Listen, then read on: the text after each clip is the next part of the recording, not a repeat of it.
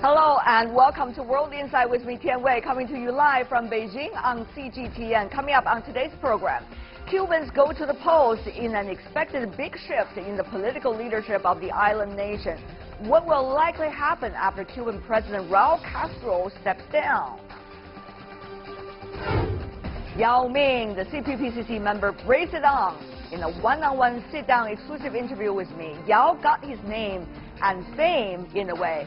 As the president of the Chinese Basketball Association, how does he plan to improve the hoops in China?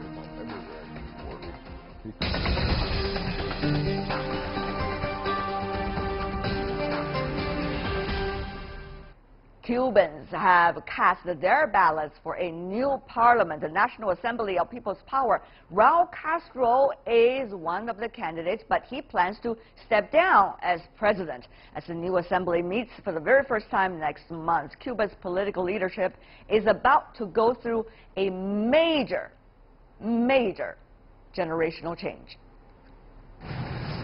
More than 8 million Cubans are expected to vote in Sunday's elections.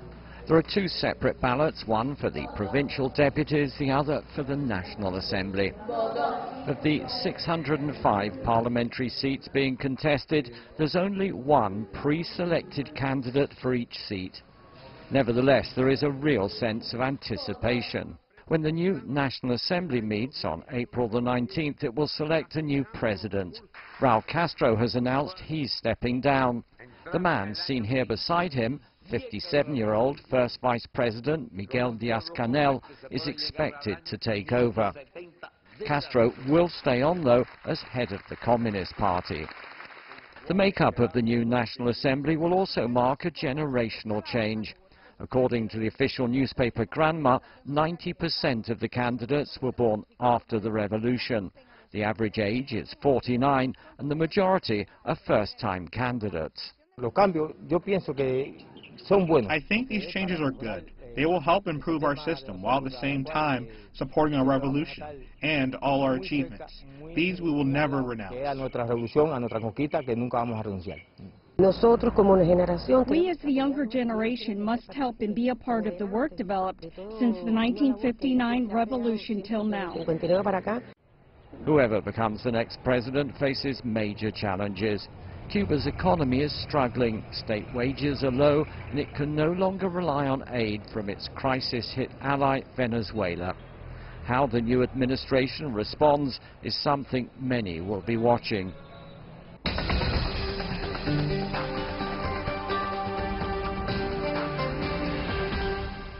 Cuba's general elections, a political crossroads certainly facing the country, but what exactly is next? Let's turn to our panel. In Shanghai, we are joined by satellite Jiang Shixue, a professor and director of the Center for Latin American Studies of Shanghai University. Welcome, Professor. Also joining us in Washington, D.C., Luis Carlos Batista, who's a Cuban lawyer affiliated with the Peter D. Bell Rule of Law program at Inter-America Dialogue. We hope later in our program we are going to also have someone coming from Cuba joining us in the conversation. Let me begin with you, Professor Batista. Ask you about what exactly is going on in Cuba. What do you think this generational change will eventually mean? So actually, it will be a new challenge for the new president, and obviously the biological life of Fidel Castro first and Raul Castro, it has taken a toll in them, and the whole generation of people and revolutionaries that they went to the Sierra Maestra.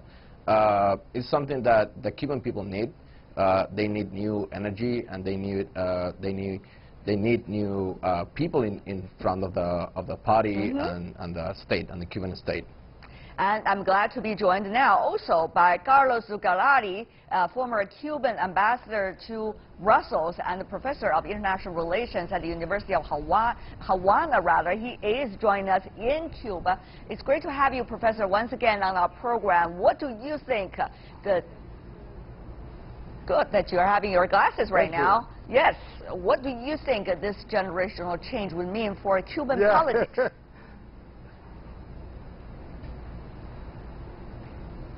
Well, it is important to take into place that this generation that is taking over is a generation that is very well educated. It's a generation that got into education at one of the high points of the Cuban educational system. So they are highly prepared. Many of them have a lot of political experience over the years inside the Cuban system.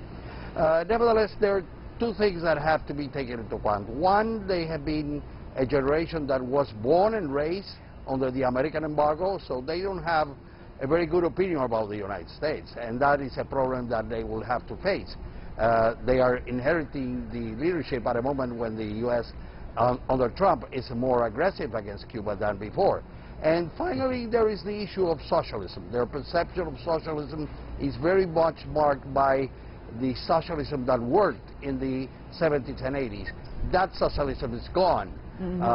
So socialism has to be rethought as the principal model. But they have the documents. There are 3 or 4 documents that have been approved in the last Congress of the Cuban Communist Party, in the National Assembly, that more or less set the stage for the process.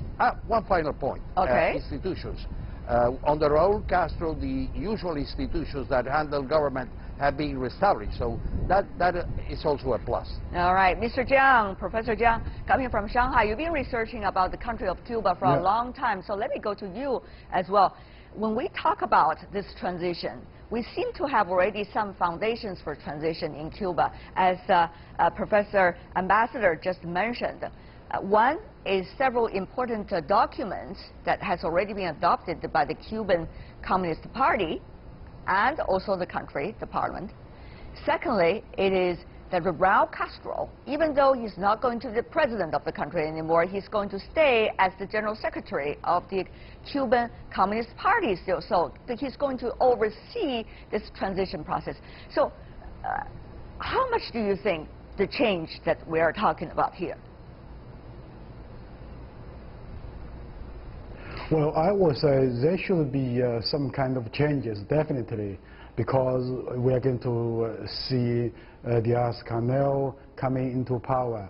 But I don't believe that there should be dramatic changes, because Raul will maintain the position as the boss of the Communist Party of the Caribbean island.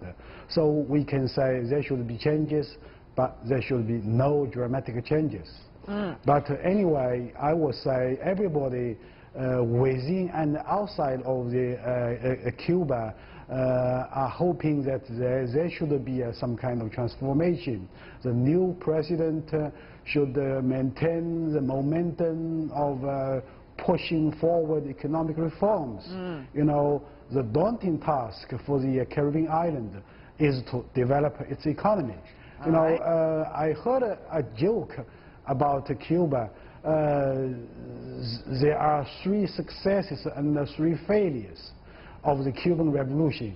The 3 successes are free education, free medical care, and the defense of their so-called sovereignty. These are 3 successes, but also there are 3 failures. That's breakfast, lunch, and dinner. So you know that we should hope that the new leader of Cuba should put more emphasis on promoting economic growth. I see. Putting the joke aside, it does indicate an important problem or issue facing the country, Mr. Ambassador. That is the economy. There are several things, Mr. Ambassador, people are talking about.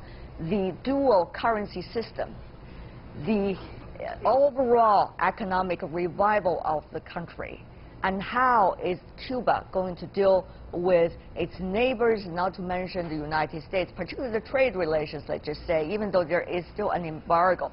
So having said all of this, where is the starting point? That is usually the most important thing, Mr. Ambassador.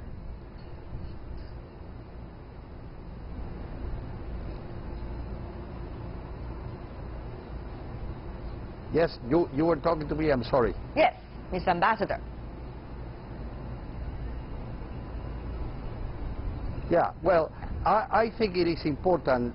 What is happening in Cuba is that there is a design for the reform. That design includes the expansion of the private sector, the redesign of the state sector so that it becomes more efficient, more autonomous, And then there are other things that have to be done, like the unification of the currency, etc. Now, all these things are kind of in a pause right now, but they have to return. Reality will come and will hit very hard to the new leadership, and they'll have to do something about the current implementation of the economic reform. I don't think the problem is about the sign. The design is there. Everybody knows what has to be done. The question is how to implement it. Now, Raul Castro has complained in the past about the old mentality, that there is too much weight of the old mentality. And I think he's right in that we have to work on an old view of things and be more realistic about market and market economics. Okay, Mr. Batista, though. Market and market economy, those sounds like attractive words. And China reform opening up, it does prosper. But, you know, talking about it and really doing it, and doing it even under embargo, are very different things. And Mr. Batista, where is it? How fast can it do? Cuba. So obviously, with a new government, they will try to establish some kind of relationship with the U.S. So to improve those relationships. I don't think that here in the United States, the status quo of President Trump or the administration of President Trump, they will see a new government differently than they see it with Raul Castro. But obviously, you know, Díaz-Canel, he will be a president for the 21st century. So he will have to deliver results of the 21st century for the 21st century Cuban population. And that means improving the economy. As Ambassador Osugaray said, unifying the two currencies, that is a huge problem for the Cuban economy. So, and people are already requesting those issues. So to improve the Cuban economy, Díaz-Canel cannot keep the same rhetoric of the Raul Castro and Fidel Castro, keeping their moral authority based on what they did in Sierra Maestra and what they have done throughout all these years. So obviously he will have to take new challenges and to deliver new results to establish a new moral authority. But Mr. Batista, I have to ask you that question since you talk about two issues. One is about the economic reform that the new president coming in could do, while at the same time respecting the previous set of rhetorics and ideologies. But as you may know, Mr. Batista, any kinds of reform, you need to take steps more than just the policy itself. You have to deal with real people, you deal with real issues, deal with the interest groups and special interests all at the same time. That's true for any country. So when you have a previous set of ideologies, how can you move ahead with the current set of policies, which certainly would upset some people in the country? Cuba, for example, this time. So, Mr. Batista. Obviously, he will have to move. I don't think he will basically move ahead during this first year or 2 years in a different way that Raul Castro would have done. And he will have to negotiate with more orthodox people inside the party and with more moderate people inside the party. So he will have to negotiate between those two main groups, but at the same time deliver new results for the Cuban people. So I don't think his task will be very easy, especially within the main 2 years.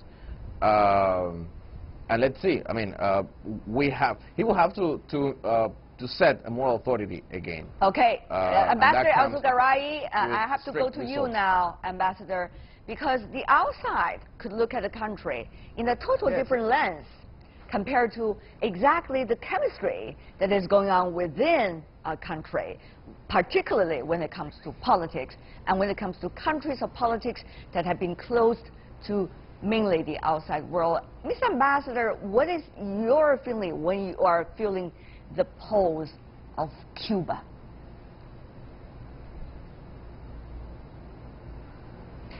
Well, I think Cuba has to adapt to the reality, and I find that probably we are having difficulty with adapting to the reality of the world. We cannot see the world in black and white. It has different shades of gray. So, and one important factor, and this is where reality comes in, Cuba doesn't have the capacity to have an autarkic economy. Cuba depends on the rest of the world. And one important factor in the future, one of the most important factors of the Cuban economy is going to be tourism. So how do you deal with that? How do you deal with the fact that in order to develop, we will have to develop a tourist industry that is projected to the outside world. So a lot of things have to come in. I like something that I think I heard from Deng Xiaoping in terms of you open the windows, some flies are going to come in, but you have to open the windows. So there is probably the process that we are facing. What about that quote coming from Deng Xiaoping? Professor Jiang, I'm sure you growing up in the period of reform opening up, very familiar with it. Having said that, though, we have to ask that question. That is, whether this generation of leader is going to be very different from the earlier generation, particularly when you think about Cuba, 1959. Since then, it's all Castro that is really sitting in the office. And now it's a name change. Whether a name change means a game change, that is the question. Professor Jiang. Well, if you look at the so-called Chinese model, if you just look at the so-called Chinese model, we can see that in order to push forward economic reforms, you need to have two things. One is the so-called mind mentality. The second is tangible actions. Now, the Cuban leadership does not have the so-called liberal mind. I would say until now, the Cuban Communist Party and the government still believe that market is a devil, globalization is a devil. Now look at China. Here in China, market is playing a decisive role, but in Cuba, market is considered as a devil. So if you have this kind of mentality, how can you push forward economic reforms? How can you take up tangible actions to push forward the so-called economic reforms? So I would say the new Cuban leadership should have a liberal mind. Okay. Mr. Ambassador, what about your response? Yes. Well, I think they will have to adapt. It's true that there are many things that come from the past that are important to keep in mind, like independence from the United States, an active role of Cuba in international affairs, the spirit of fairness in our society on education, health. Those things are important, and it's true that you have to keep them in place. And these are things that we owe to Fidel Castro and Raul Castro. But you have to realize that in order to keep that, in order to keep real political independence, real social justice, you have to become economically progressive, prosperous, and, well, the party has defined it, a prosperous and sustainable economy. We have to produce that. We don't have that yet. And, of course, that requires that we adapt to the reality. That's tough. It's not easy because, as I said, this generation grew in a socialism that apparently worked. But it apparently worked because it was subsidized by the Soviet Union. That kind of socialism will never exist in Cuba again. We will never have a situation in which we can have an external partner that would subsidize us to do whatever we want to do. What we want to do, we have to do it on our own sources. Well, when they subsidize what you want to do, of course there are also things taken away from you about what they want to do with you. That is just a game that we all knew about when it comes to the Cold War, right? So before we go, we also want to ask you, Mr. Batista, I see you nodding your head. You know, over and over again, what Mr. Ambassador was trying to illustrate, there has to be change, and there has to be a change about better economy, sustainable economy. That is the only way to sustain the governance of the Communist Party in Cuba. Mr. Batista, so about that, there has to be reform. So we're coming back to our full circle of discussion. The reform, though, would upset people, some small groups at least. So it's really about building the tension and solve the tension. From the tension itself to the solution themselves, where are we right now? Your judgment. So I think we're in a crucial time right now. People who they disagree, that they might disagree with the reforms that even Raul Castro has taken, and even Raul Castro, he has signaled that he had to negotiate with some member of the parties.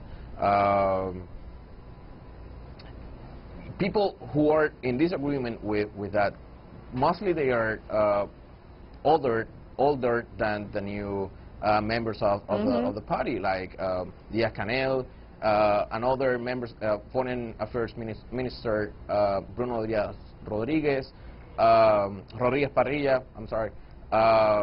So again, we have to move forward as a country. And people, the average Cuban, they are asking for more reforms, for deeper reforms. And we have the entrepreneurs, for example, who are asking for more reforms to open the economy, to achieve a more sustainable life for the average Cuban. All right.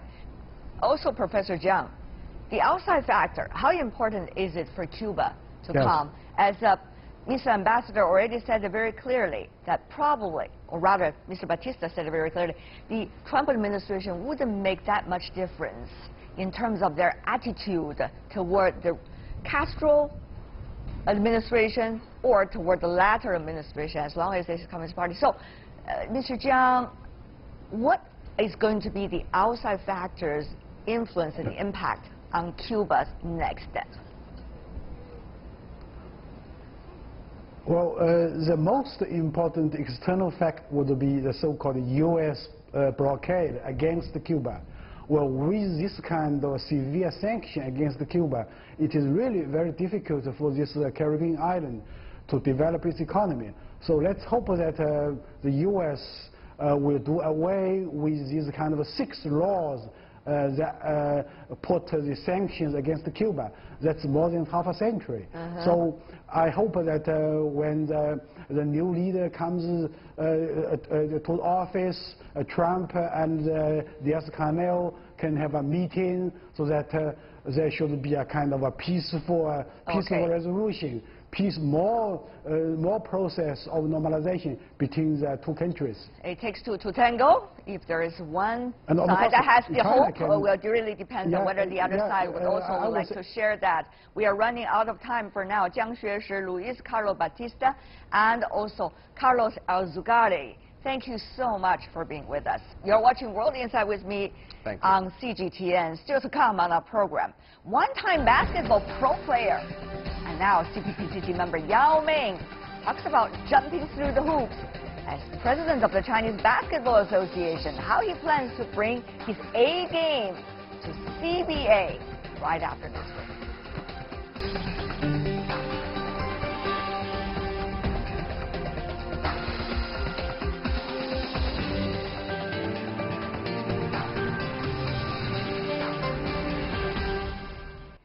The shortest distance between 2 points is a straight line. If we pull together, we can have a dance. Straight into the eyes. Poverty alleviation achievement in China is unprecedented. For me, it's a responsibility. Straightforward and straight into the new era. To know more and to sense more. Straight Talk with Tian Wei from the 2 sessions. You're watching World Insight, and let's go to Straight Talk. Yes, that's both the name and the style of our exclusive interview series featuring big names coming from different walks of life in China during the 2 sessions. A person, a talk, a day during the ongoing political season. Today, we are going to meet Yao Ming, a CPPCC member this year and also president now of the Chinese Basketball Association. Well known as a professional basketball player, Yao is the only player outside the U.S. to lead the NBA in all-star voting. In the 2008 Beijing Olympics, Yao led the Chinese national team, which made it to the basketball quarterfinals. After that, the former NBA pro has grown from being an athlete to becoming an entrepreneur and now the head of the CBA. He is still doing something with his basketball career, and he is on a mission to improve the game in China. The past 1 year, very exciting. As the president of the Chinese Basketball Association, I'm sure there's a lot of takeaway, even after just the 365 days for you. It's excited. The excited is mostly from the challenge from how we improve our basketball, not only in skill level, but also the awareness and also the involvement in the entire society, entire country. It's a lot of work to do, I have to say. Let's go through some of those works you need to do. First of all, trying to change the system in a way. For example, the game system. Well, yes, in some way you can call it change, but I would like to say call it involve.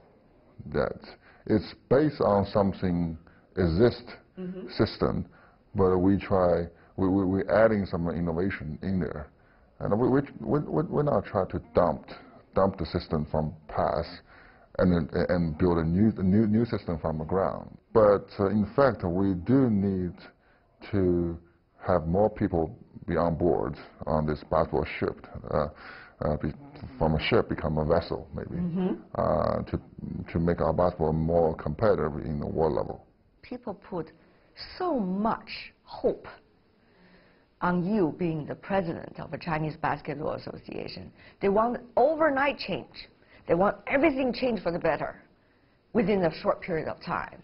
I mean, sometimes sports is like educating your kids right there. Yes. You have to take a step at a time. But our attitude is like we have a very clear goal. And I always say that we have a walk with our two legs, both legs, that one side is our game system. Yes, we try to compete in the world level with a much competitor strength, of course, but another leg is that we try to reach the ground and reach more people and have people join us. So just like we're walking, we always go left, right. But if you're just landing on one side, either side, you're tripled. When it comes to reaching out to the society, I understand you're trying to push forward more basketball education within the school system. You're also trying to work out some kinds of three-person so-called basketball game so that more people can get involved in the sport. It's a sport, seriously basketball exists in a society over 30 years. But just lately being elected as an Olympic official game for 2020 Tokyo. That's obviously groundbreaking breaking news for that sport, so we'll take that sport into a different level. 3-on-3 is more flexible, less ground, less people, less resource to organize the entire game, and it's fun. It is fun. And imagine a platform that can allow a lot of street ball players. I mean, those guys have a chance walking into the podium of Olympics. It's what kind of dream? So how are you doing it so far? I'm just like kindergarten in the 3-on-3 area. A student there. Yeah, a kindergarten student in there. But there's many more pro out there. I mean, they may not very well known by the basketball fans, but they are very well known by the street fans. You know, they have passion and they're very knowledgeable about basketball. Right. And like I said before, we need to grab them onto the table, onto the committee, and have them give us an idea and how we work this out. The other side is how to bring sports, particularly basketball, more into the school system. I see many kids play basketball in the school. It just, you know, if we could make it more efficient, and you know, if we can create more game in the school for kids. Imagine that we have a game like NCAA Championship, yes, March Madness game in China. Can have those kids to play a little bit more and get everybody's attention on basketball or any other sports. With that kind of a number of talent in the school, you know, we automatically, you know, help and generate our professional system and also our national team, whether boys or girls. How to bring other people on board too? I mean, especially in the United States. I mean, when you have a lot of competition, you became the competition against the others. You're a competitor against many of them. But how could you bring them eventually on board? Whether we cooperate or we compete, we all try getting better. So if we clear that goal, we try getting better. Even competitor, we are cooperate together. Because without me, you're not better. Without you, I'm not better. So that's how it's done, and people understand that. But look, this is obvious in sports. Obviously, how to prove your value as an Olympian, or you know, if you are a gold medal, or any kind of a sports championship title, is the value is come from the opponent you defeated. My value actually is come from my opponent. So we have to respect our opponent. If you can respect your opponent, obviously you will respect your colleague, everyone who we work together. And that is still with you. I think that's what I learned from sports.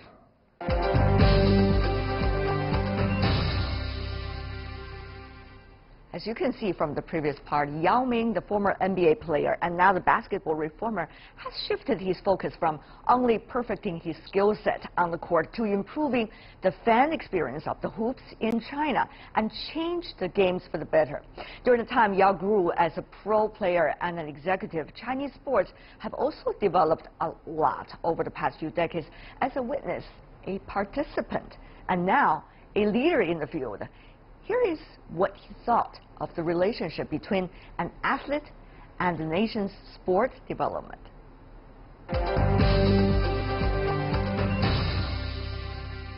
You started as a basketball player that we all knew. Then, of course, you become a club owner. And now you're the head of Chinese Basketball Association. How do you see this transformation yourself? How do you see yourself grow as an individual?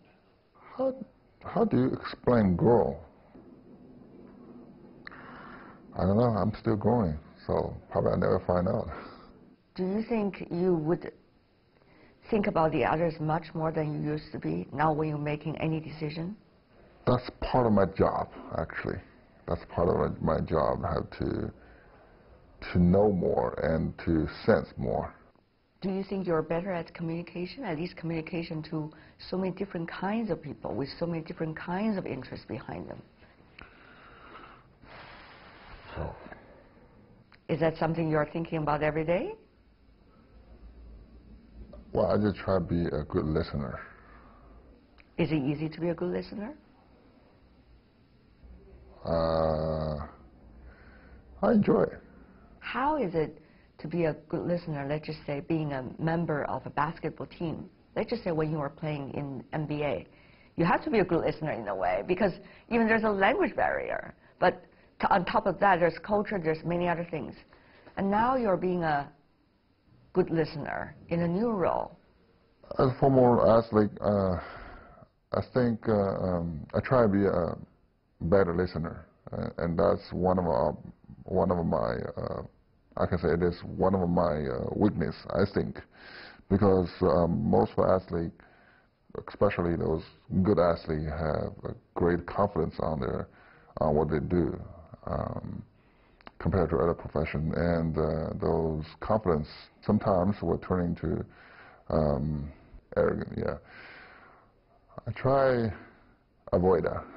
You'll never be an arrogant person, I have to say, because people look at you, whether you played in the United States or eventually coming into the business in China when it comes to basketball, you are always appear to be the most patient when it comes to listening to the others. It's different when we just charting here compare the attitude we walk on it. It's different. It's always easy to talk, but it's hard to work. Why are you always challenging yourself? I mean, you could well stay in China, but you wanted to go to the NBA. You could well become a celebrity, but then you want to become a club owner, jumping into the sea in a very different world. You could well be a celebrity plus a business person plus a philanthropist, and yet you want to become a reformer in the Chinese sports scene. Why? I mean, why? Yeah, why? I don't try to be a reformer or something. That's not my dream. It's not like reform is my duty or something. It's just simply that you know, I'm a basketball person. That I try to make basketball better in any power I could. In any power I could, but you know, don't put that title on me, reformer or something. I just try to do my job as a basketball person. You know, whether the athlete, or owner, or now is just a, you know, just staff in the association. Right. I see your growth almost going parallel with China's rise in a way.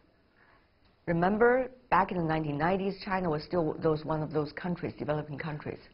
20 years from then, we're already the second largest economy. China making a difference in the world. And China is bringing the difference to the world. Mm-hmm. And I just wonder how during that process you yourself also have evolved. Have you noticed this change? What does this change mean to you? I think we should get into the second stage, that from a quantity purchase to a quality purchase. That obviously we're the second largest economy of the world. But what about the quality? I think that is what we try to do. For example, that you know, we in basketball sometimes we'll say, okay, that team is so good because they have certain number of NBA players, and other team, that's okay, they have less NBA player on the team. So that's the quantity or the quality? Well said. What do you think? Depends on who is winning. Are we far from winning? We try to shorten the process. 2008 Olympic Games, remember that. I'm sure you remember that dearly.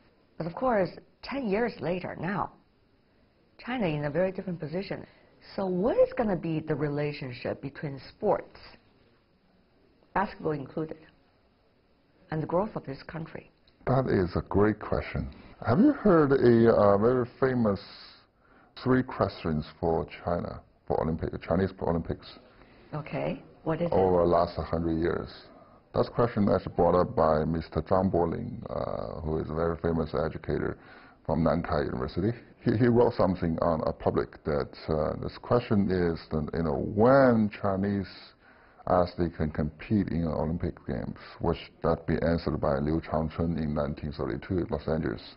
He is a 100-meter sprinter. And when China can win a medal for it, that answered by 1984 Xu Haifeng. He won the first gold medal at pistol shooting. And when China can host the Olympics, that answered by the entire country in 2008. Now the time we find out the 4th question. It is. And without question, we lost the engine and the power to moving forward. So I think I'm too small to answer that, but that question can be very open for everybody who want to discover it. What a pleasure to see you once again. Let's work together to find out the answer about the 4th question, can we? Sure, thank you. Thank you so much, Yao. All the best. Thank you.